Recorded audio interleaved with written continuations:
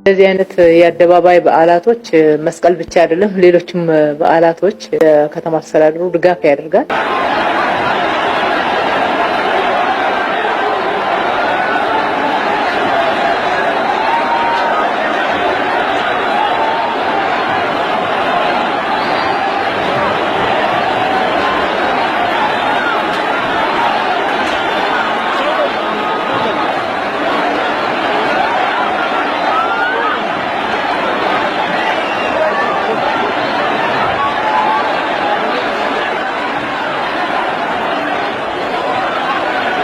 የመስቀል በዓል ሲከበር ከሁሉ በፊት የሚያስታውሰን ጌታችን ኢየሱስ ክርስቶስ ለሰው ልጆች መዳን ሲል በመስቀል ላይ የከፈለውን የፍቅር ዋጋ ነው። በኃጢአት ለጨለመው ዓለም ብርሃን የሆነበት ወደር የሌለው ፍቅር የተገለጠበት ኃይልና የጽናት ምልክት እንደሆነ ይታመናል። መስቀሉን የምንፈልገውና በመገኘቱም መታሰቢያውን የምናከብረውም ለዚሁ ነው። እንደሚታወቀው በሀገራችን የመስቀል በዓል የሚከበርበት ወቅትም የመስቀሉን እውነት የሚያሳይ ይመስላል። ይሄውም አሮጌው ዘመን በአዲስ ዘመን ከደመናና ዝናባማ ወቅት ወደ ፈካ አበባማ ወቅት ክረምቱን ጨለማ ወደ ብርሃን የምንሸጋገርበት በመሆኑ ነው። ክቡር አባታችን፣ ክብራትና ክብራን፣ እንደ ሀገር የዘመናት ጨለማን የሚገፋውና የሀገራችን ሕዝቦች እንደ መስቀሉ ደመራ ተደምረው በአንድነት መንፈስ በመረባረብ ለፍጻሜ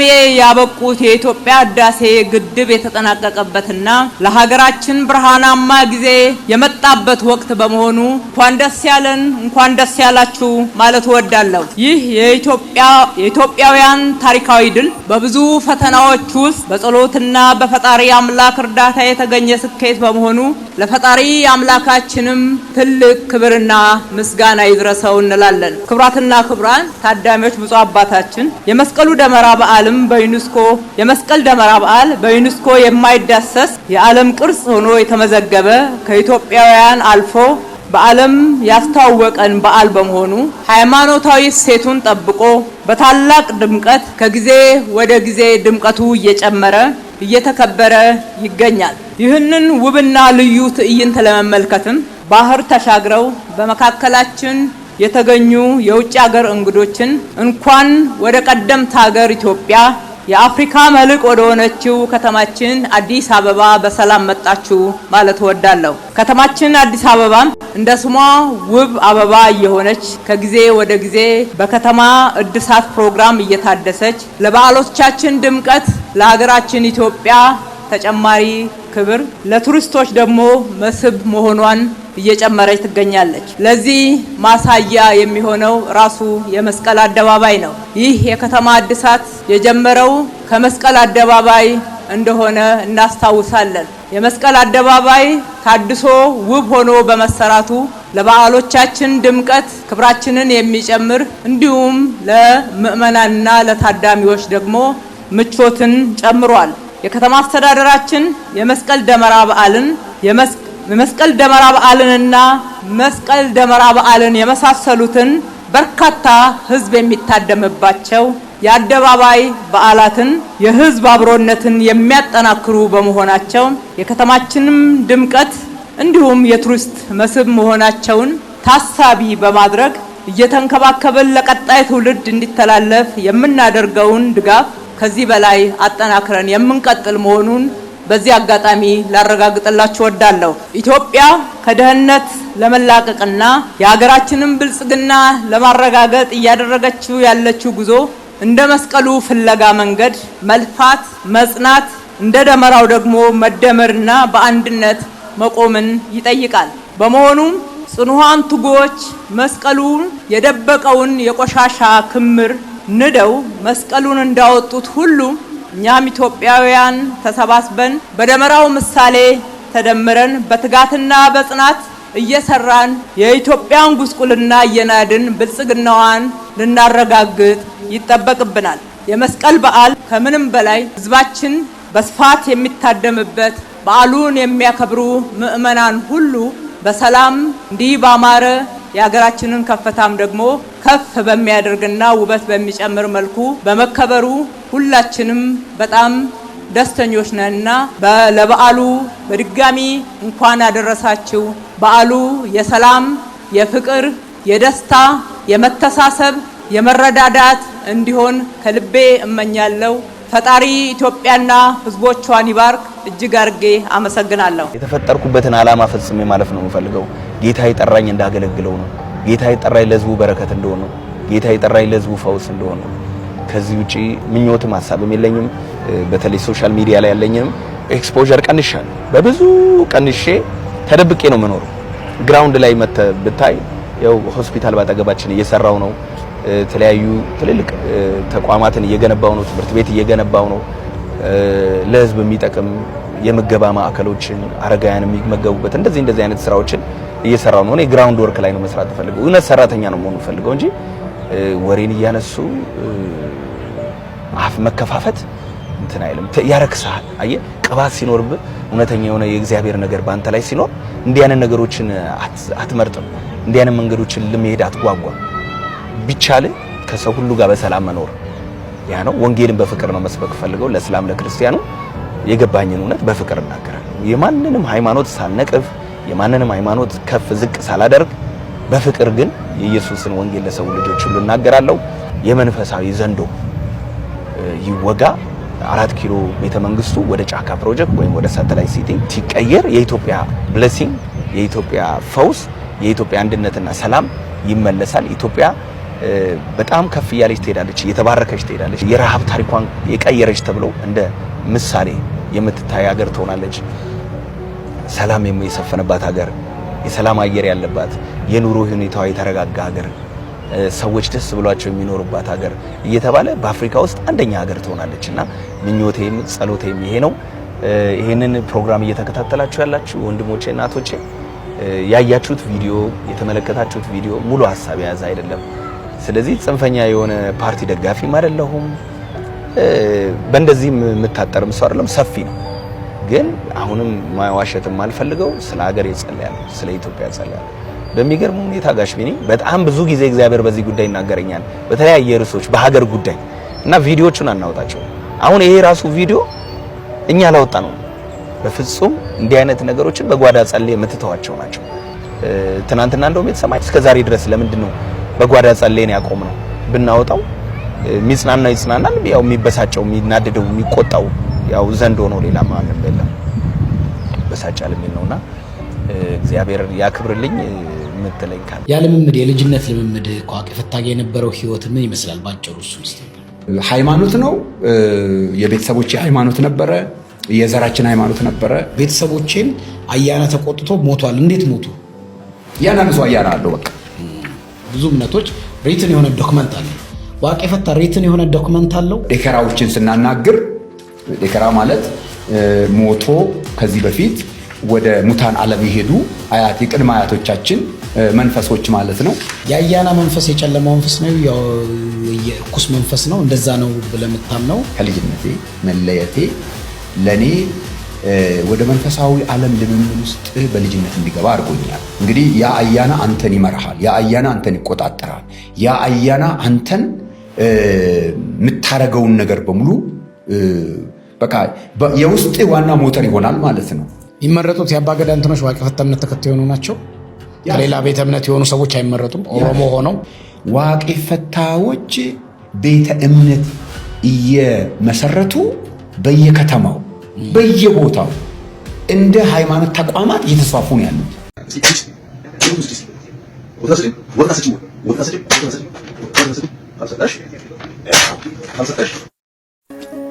የዘመኑ የውጊያ ስልት በሀገራችን በፊት አውራሪነት የሚቀመጠው ማሸማቀቅ ነው።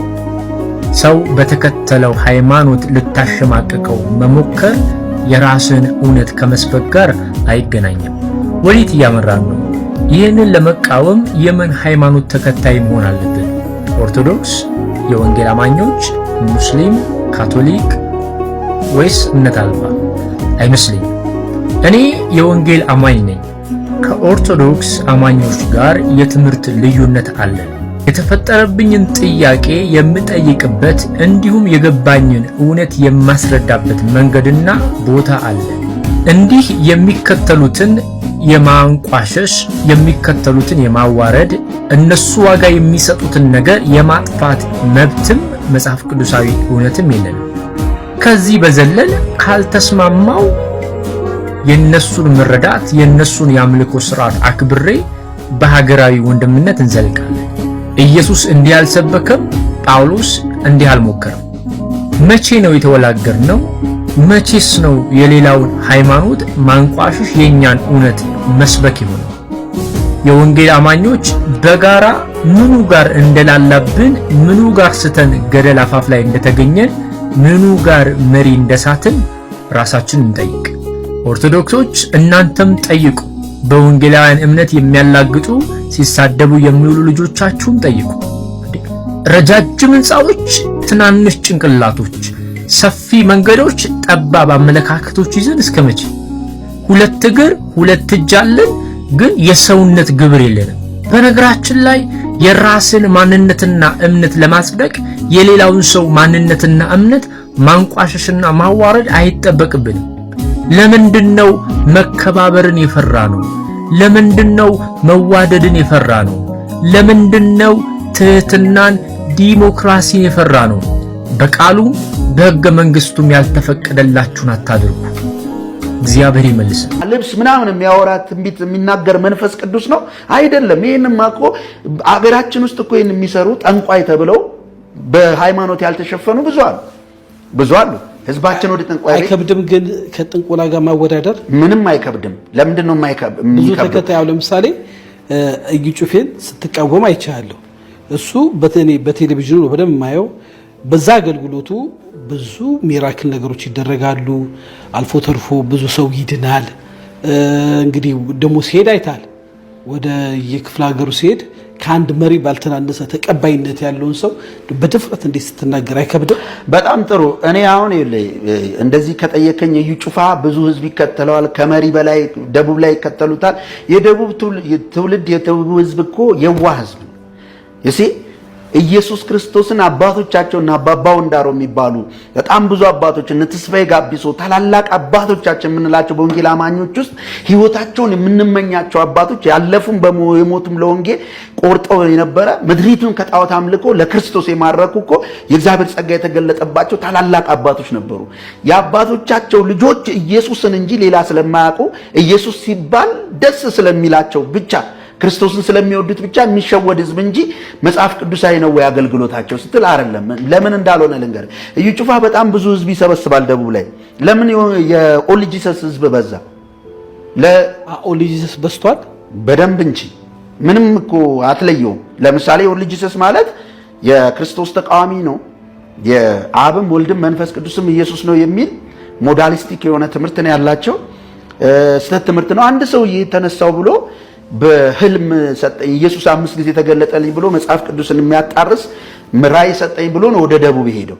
ደቡቦች ለምን ተቀበሉት? ከዛ ደግሞ ጉጂ ኦሮሚያ ክልል ለምን ተቀበሉት? አዮ ኢየሱስ ስላለ ስለመጣ ነው። ስለዚህ ኢየሱስ ሲባል ይሄ የዋህ ህዝብ ከኢየሱስ ውጪ ሌላ ነገር ስለማያውቅ ባክግራውንዱ ከዛ የክርስቲያን ልጆች ናቸው። ዝም ብለው እንጂ መጽሐፍ መርምረው አውቀው አይደለም። ሐሰቱን ከእውነት ለይተው አይደለም።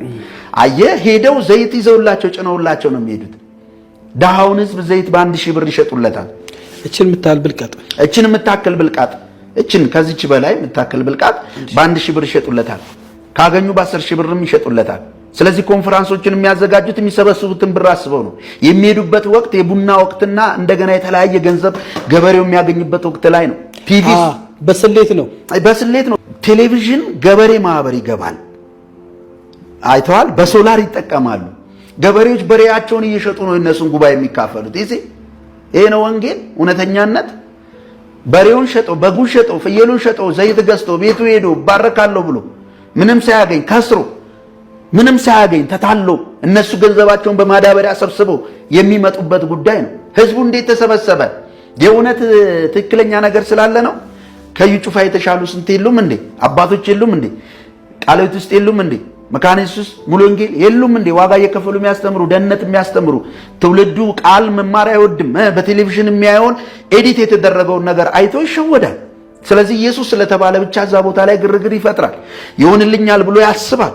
ምክንያቱም ነብይነት እንትን የሀገር መሪ እንደመሆን ነው የሚያሳዩአቸው አክት ራሱ ብዙ መኪና በመከራየት ብዙ መኪና በማስከተል ብዙ ከፍ በማለት የሚታየውን በማለት ሳይኮሎጂ ጌም ነው እያልከኝ ሳይኮሎጂ ጌም ነው። ይሄ ግልጽ እኮ ነው።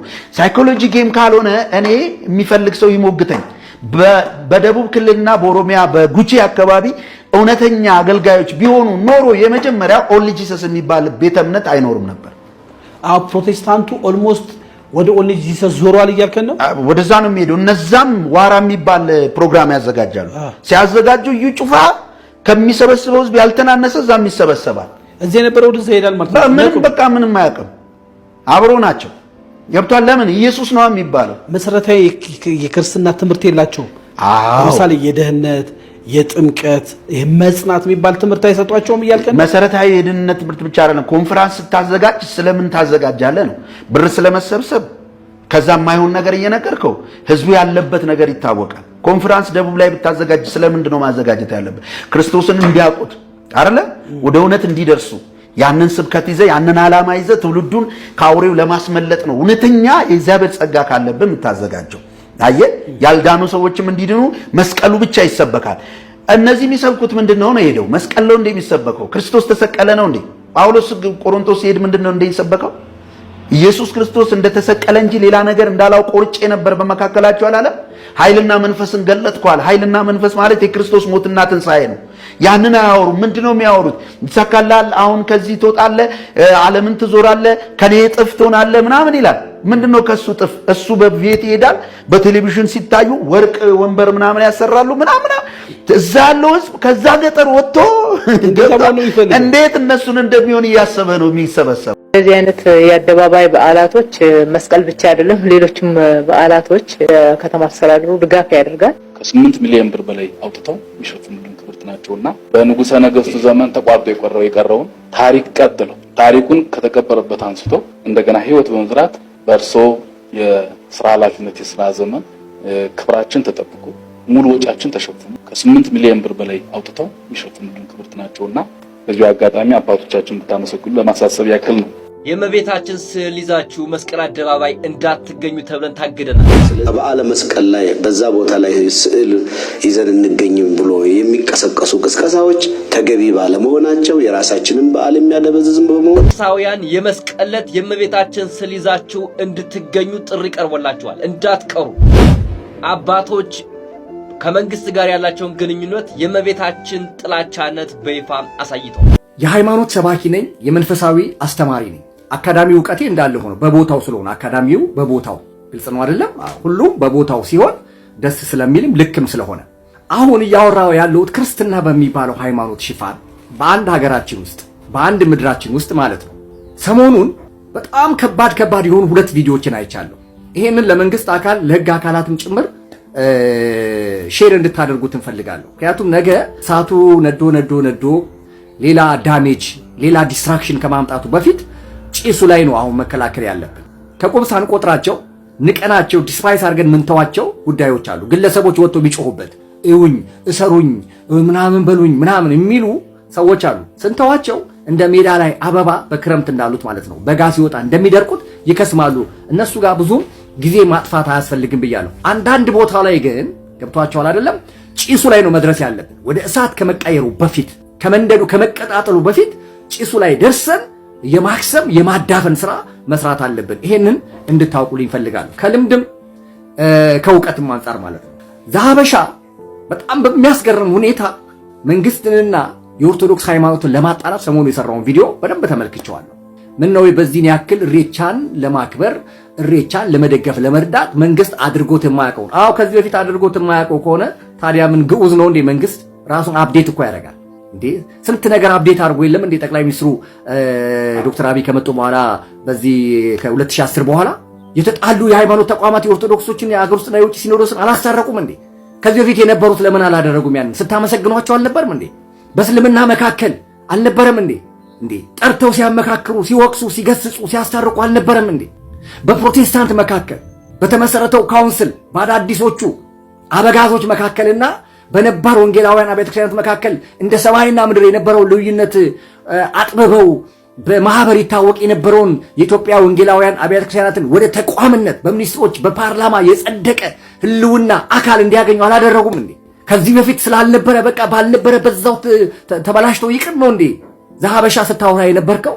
እና አሁንስ ምን ትላለህ? ለመስቀል ዳመራው እና ዘሐበሻ ምን ይሁን ምን ይደረግ ነው የምትለው? አንተ ኢትዮጵያዊ አይደለህም እንዴ? ይሄ የዩቲዩብ ብር አጠገበ አሰባ በቃ እንደፈለክ በዚህ ጉዳይ ላይ ያጣላ ያጋጨን ይሄንን ሰውዬና ይሄን ሚዲያ ግን የህግ አካላት ወደ ጥያቄ ብታመጡት ደስ ይለኛል። ይሄ ኢሬቻ በዓል ላይ ለምን እንደዚህ አይደረግም? አዎ የምስጋና በዓል ነው፣ የምስጋና በዓል ነው። ቢቻል ይሄን የምስጋና በዓል የኢትዮጵያውያን የምስጋና በዓል ለማድረግ እንሰራለን። ሃይማኖት በነገራችን ላይ ሃይማኖት ማለት ልንገራችሁ ሐሳብ ማለት ነው። የሃይማኖት ዲፊኒሽኑ አይዲያ ነው፣ ሐሳብ ነው።